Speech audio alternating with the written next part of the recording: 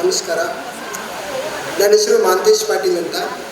ನಾನು ಓದ್ತಾ ಇರುವ ಕವಿತೆ ಬುದ್ಧನ ಪ್ಯಾರಾಸಿಟಮಲ್ ಅಂತ. ಮಳೆಗಾಲಕ್ಕೂ ಮತ್ತು ಜ್ವರಕ್ಕೂ ಭಾಳ ಸಂಬಂಧ.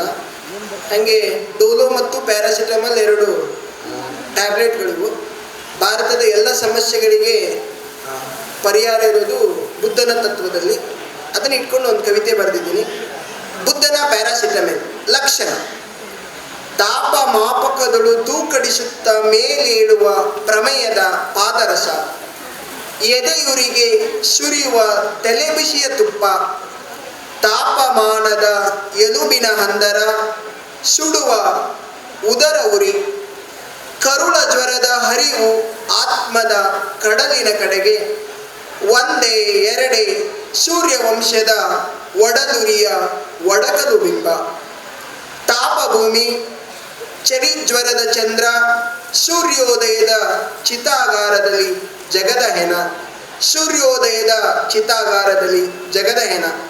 ಕಾರಣ: ಹೊತ್ತು ತಂದ 108 ಚಕ್ರದ ವಾಹನ, ಹೊಗೆ ಕುಡಿದ ಗಂಟಲು ಯಮನ ಬಾಗಿಲು, ಲಾಲಿ ಹಾಡುತ್ತಾ ಸೊಳ್ಳೆ ಕಚ್ಚಿದ್ದು, ನಮ್ಮದೇ ಕಸದ ತೊಟ್ಟಿಲೊಳು ಹುಟ್ಟಿದ್ದು, ರುಚಿಗೊಂಡ ನಾಲಿಗೆಯ ಮೇಲೆ ಹರಿವ ಕಸಾಯಖಾನೆಯ ರಕ್ತ ಒಳೆ, ಸಾಲ ಪಡೆದ ಲೋಕದ ಜೀವ, ವುಹಾನಿನ ವೈರಾಣು ಬ್ಯಾಂಕಿನಿಂದ, ಆಕ್ಸಿಜನ್ ವಾರ್ಡಲ್ಲಿ ಜೋಲಾಡುವ ಉಸಿರು, ಶ್ವೇತಭವನ ಸಂಸತ್ತಿನ ಪಾರಿವಾಳಕ್ಕೂ, ಸೋಂಕು ಸಾವಿನ ಅಂಕ, ಗಡಿ ಮೀರುವ ಎದೆ ಬಡಿತದ ಸೂಚ್ಯಂಕ, ಬಾಹ್ಯ ಬೇನೆ, ಬೆಂಗಳೂರು ಜ್ವರಕ್ಕೆ ಮುಂಬೈ ದೆಹಲಿಯ ರೆಸಾರ್ಟಿನ ಮತ್ತು, ನಟೋರಿಯಸ್ ನಾಯಕರಿಗೆ ನೆಗಡಿಯಾಗಿ ಸೋರುತ್ತಿಹದು ಮಾಧ್ಯಮದ ಮೂಗು, ಕಂಪನಿಯ ಬೆನ್ನಿಗೆ ಬರೆ, ಕುಬೇರನಿಗೆ ಒಣಕೆಮ್ಮು ಬಂದರೆ,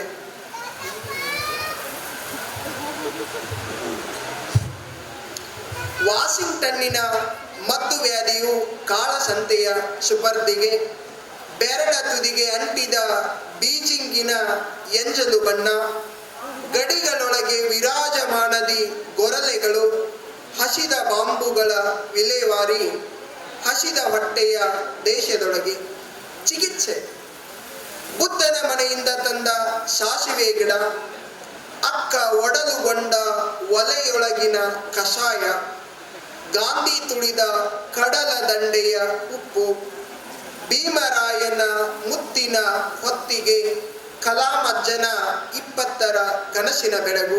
ಸ್ವಾಮಿ, ಒಂದೇ ಒಂದು ಮಾತ್ರೆ ಸಾಕಿತ್ತು ಕಾಯಿಲೆಗಳು ಹೊಸ್ತಿಲ ದಾಟಲು.